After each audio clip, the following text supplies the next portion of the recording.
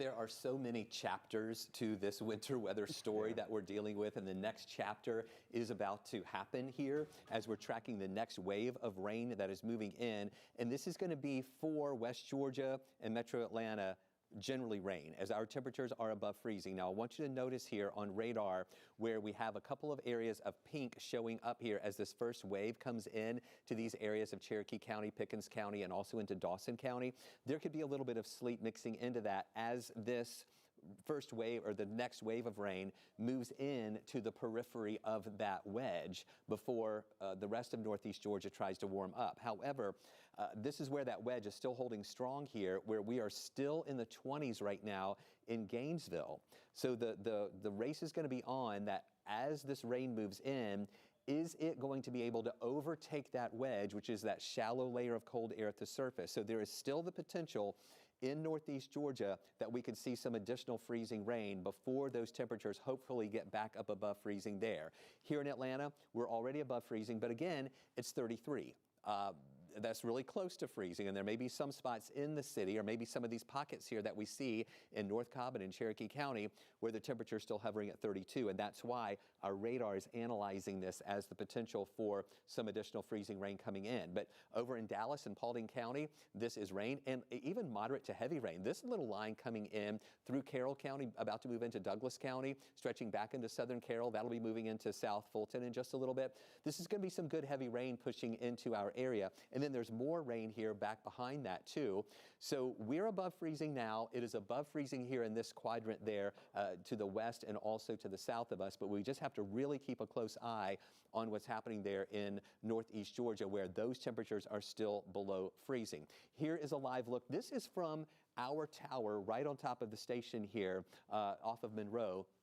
This is the Buford Highway connector.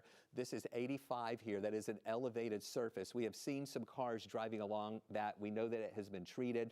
Cars have been going a little bit slow there as they're traveling along. But again, we haven't had like a big slate of ice over this road, even though it is elevated out there right now. So here's what we're going to be watching. We have that warmer air to the west as that rain is coming in, colder air still to the north and east. So we do think that colder air is going to scour out, but there may still be some spots there below freezing where we can see some additional freezing rain there. After late this afternoon and this evening, the rain is going to move out. Temperatures stay below freezing for a while, but we're thinking after midnight tonight, that's when we go back to below freezing and then mid-20s here tomorrow morning. So Melissa, whatever is still left on the ground tonight, by tomorrow morning is going to change over into ice again. Could absolutely be. And Chris, I just want to tell you, just got a video in. I grew up in Kennesaw, okay? And then that's in this area over in here. As we see this convective rain moving in, we've actually got, looks like kind of graupel actually, or I don't know if it's, I don't think it's sleet. I think it's more graupel that's falling from the sky. It's a little more convective in nature.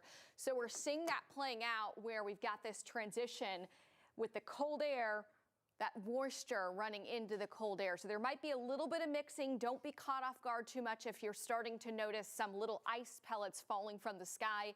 That is that convective shower line that's hitting that cold air and it's squeezing out some of those little ice pellets. Okay, big picture. Chris has been talking about how we'd see the temperatures warming up, then they're gonna come crashing down.